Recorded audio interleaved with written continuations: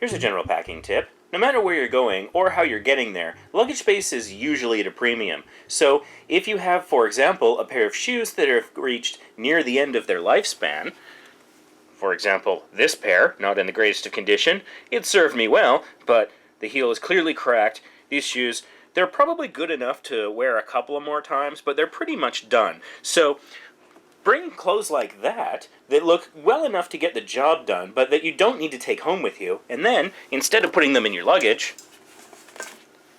trash them. Save yourself the space, and then you'll have more space in your luggage for souvenirs, and your luggage will be lighter when bringing it home. If you found this video helpful, please give it a like so other people can discover it as well. And we'd like to know in the comments, what's your best packing tip? What have you discovered that works well for you when you're traveling? Don't forget to subscribe to the channel for more videos, and click the videos here for more packing tips and other useful travel information. Thanks for watching.